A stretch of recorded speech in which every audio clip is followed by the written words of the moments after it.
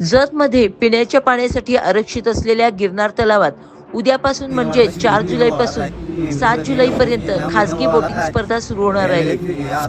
जत येथील सुप्रसिद्ध डॉक्टर रवींद्र आरळी यांनी या स्पर्धेचे आयोजन कोणत्याही शासकीय परवानगी खेरीज केले असल्याचे बोलले जात आहे।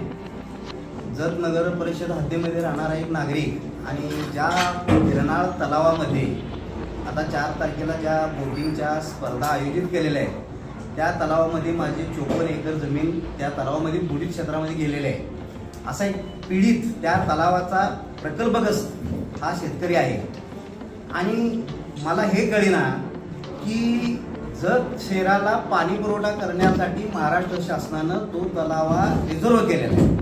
म्हणजे त्या तलावातलं पाणी पिण्यासाठी शुद्ध पाणी जत शहरात राहणाऱ्या नागरिक हा उद्देश त्या शासनाचा आहे आणि ते पाणी रिझर्व केलेलं आहे आणि जवळजवळ सगळ्यांना माहीत आहे।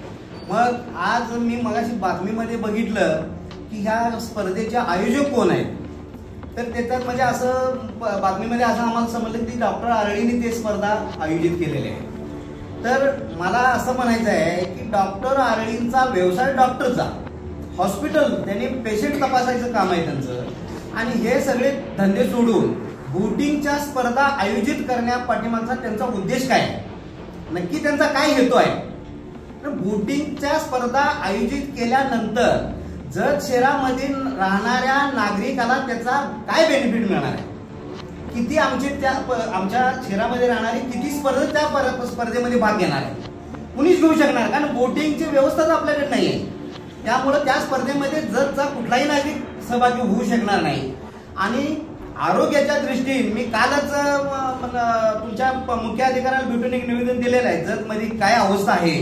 जत मधल्या नागरिकाला येत्या परवाच्या झालेल्या विधानसभेच्या निवडणुकीमध्ये भारतीय जनता पक्षाच्या नेत्यांनी आता असलेल्या भावी म्हणजे आमदारांनी त्यांच्या कार्यकर्त्यांनी सिनियर म्हणजे आपले नेते म्हणून घेणारे डॉक्टर आरळींनी आपल्या जत शहरातल्या नागरिकांना काय आश्वासन दिलेलं आहे, आमचा आमदार निवडून आल्यानंतर जत शहरातल्या नागरिकाला स्वच्छ आणि मुबलक पाणी देऊ, ही त्यांचं आश्वासन आहे। मग हे आश्वासन पूर्ण करायची गोष्ट बाजूलाच राहिली, तुम्ही उलट स्वच्छ पाणी देण्यासाठी प्रयत्न करण्याच्या ऐवजी त्याच्यामध्ये बोटी फिरवून ते पाणी स्वच्छ असलेलं पाणी गढूळ करणार आणि दुसऱ्या दिवशी तुम्ही नागरिकाला पाजणार, म्हणजे मग कावळीची साथ येईल, गॅस्ट्रोची साथ येईल, हिवताप येईल। ह्या साथीचा प्रादुर्भाव जर वाढला तर मग ते चौगले सर म्हणल्याप्रमाणे ते स्पर्धा आयोजक करणाऱ्या ह्या आयोजकावरती फौजदारी गुन्हे दाखल झाले पाहिजे। आणि हे आता मगाशी कोणतरी म्हणलं की नगरपालिकेची जबाबदारी, डिपार्टमेंटची जबाबदारी वगैरे वगैरे, हा भाग वेगळा। तर त्या तलावाचा मुख्य जो ताबा आहे तो त्याच्यामध्ये नगरपालिकेचा फक्त पाण्यापुरता प्रश्न येतो। मी त्या डिपार्टमेंटला 38 वर्ष नोकरी केलेली आहे। तो तलाव जो आहे तो कार्यकारी अभियंता सांगली पाटबंधारे विभाग सांगली, देवकर मॅडम त्याचे कार्यकारी अभियंता आहेत, त्यांच्या ताब्यात तो तलाव आहे। पाटबंधारे खात्याची शाखा जत मध्ये आहे, त्याचं सब डिव्हिजन मिरजेला आहे। तर त्यांनी रीतसर अर्ज पाटबंधारे शाखा जतला केला पाहिजे, तो अर्ज मिरज सब डिव्हिजनला गेला पाहिजे आणि मग कार्यकारी अभियंताच्या मान्यतेला तो अर्ज केला पाहिजे। रीतसर त्याची परमिशन घेतलेली आहे, रीतसर परमिशन त्याला मिळालेली नाही आणि ती इरिगेशन डिपार्टमेंट असल्या कार्यक्रमाला परमिशन देत नाही। कोण अडकणार आहे असल्या कार्यक्रमाला? आणि माझा त्यांना दुसरा प्रश्न आहे, तुम्ही ही स्पर्धा आयोजित केली, स्पर्धा आयोजित करत असताना तिथे सगळ्या सुख सोयी तुमच्या उपलब्ध आहेत का?